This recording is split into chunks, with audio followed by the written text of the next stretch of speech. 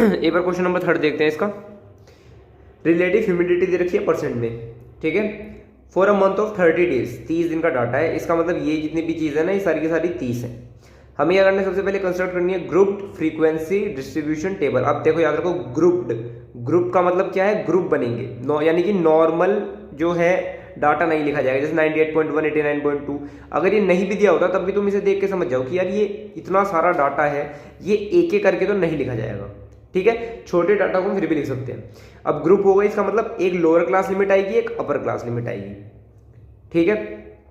आगे बढ़ते हैं। इसने कहा टेबल बनाओ, क्लासेस भी इसने दे रखी है कि 84 से 86 है, 86 से 88 है, ये हमारी क्लासेस है। तो कुछ नहीं करना, तुम्हें 84 से स्टार्ट कर देनी है, 86 उसका 86 से 88, 88 से 90, ऐसे कर करके कहाँ तक जाओगे तुम, डाटा देख लो अपना।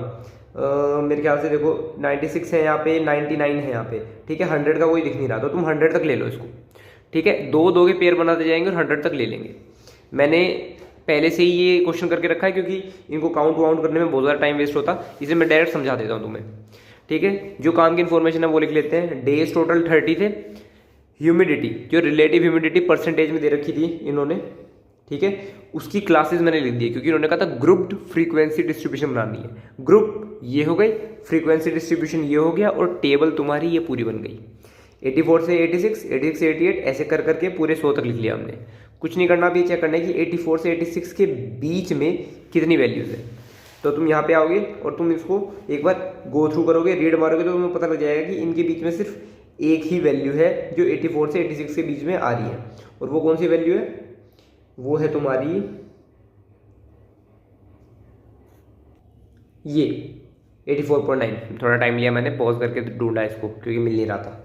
84.9 है, ठीक है। एक और चीज़ का ध्यान रखना, जब भी तुम इस तरह से इंटरवल बना रहे हो तो 86 इंक्लूड नहीं होगा।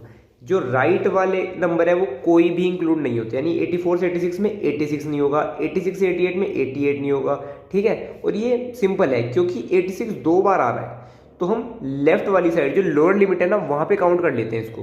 तो यानी कि जो 86 वाला नंबर है ना वो इस वाली क्लास में काउंट हो जाएगा अपने आप ही।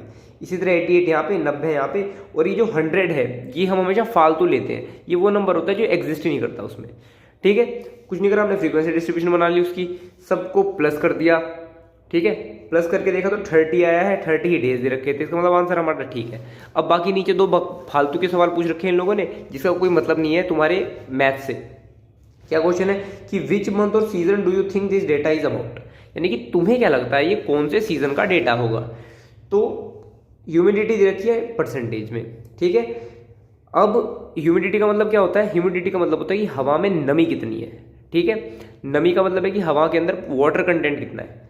अब खुद देखो, फ्रीक्वेंसी में सबसे ज़्यादा, यानी ये 30 दिनों का डाटा है, यानी 1 महीने का डाटा है। इस 1 महीने में फ्रीक्वेंसी मतलब सबसे ज़्यादा बार 92 से 94 के बीच में, यानी कि 92 से 94% के बीच में ह्यूमिडिटी रही है हमारी, यानी कि काफ़ी ज़्यादा ह्यूमिडिटी रही है। ऐसे ही अगर तुम देखोगे कि 94 से 96 के बीच में भी 6, 96 से 98 के बीच में भी 7 और 98 से 100 के बीच में भी 4, यानी कि काफ़ी ज़्यादा ह्यूमिडिटी रही है हमारी ओवरऑल, ठीक है।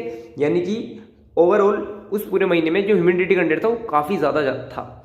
अब अगर ओवरऑल ह्यूमिडिटी ज़्यादा थी तो ये कौन से महीने में होता है भाई, सोच के बताओ, कौन से महीने में हवा में ज़्यादा नमी होगी, ठीक है। गर्मी में तो होगी नहीं भाई, गर्मी में क्या होता है, गर्मी ज़्यादा पड़ती है, ठीक है। सर्दियों में भी इतनी ज़्यादा ह्यूमिडिटी नहीं होती। तो साफ सीधी बात है, ये रेनी सीजन की बात चल रही है क्योंकि उसी टाइम बारिश वगैरह पड़ती है और उसी टाइम पे हमें उमस वगैरह ज़्यादा होती है। तो इसका मतलब इसके जो सेकेंड का आंसर है वो है रेनी सीजन, ठीक है। ओके, अब इसका थर्ड क्वेश्चन क्या है कि what is the range of this data, यानी अब इस डेटा की रेंज क्या है। रेंज का मतलब पता है क्या होता है, रेंज का मतलब होता है कि मैक्सिमम वैल्यू कितनी जा रही है और मिनिमम वैल्यू कितनी जा रही है। अब रेंज से तुम उठा के 84 से 100 मत लिख देना क्योंकि ये तुम्हारी रेंज नहीं है, ये तुम्हारी क्लासेस है जो हमने डिफाइन करी है। रेंज का मतलब होता है जो एक्चुअल डाटा है ना तुम्हारा, एक्चुअल डाटा में हाईएस्ट वैल्यू कितनी है और लोएस्ट वैल्यू कितनी है। कुछ नहीं करना, एक बार यहाँ पे चले जाओ। अब यहाँ पे जो तुम्हें लोएस्ट वैल्यू मिलेगी वो है 84.9। तो 84.9 से लेकर जो हाईएस्ट वैल्यू गई है वो तुम्हारी 99.2 गई है। तो 99.2 ये हो गई तुम्हारी रेंज, ठीक है। यहाँ हो गया तुम्हारा क्वेश्चन खत्म।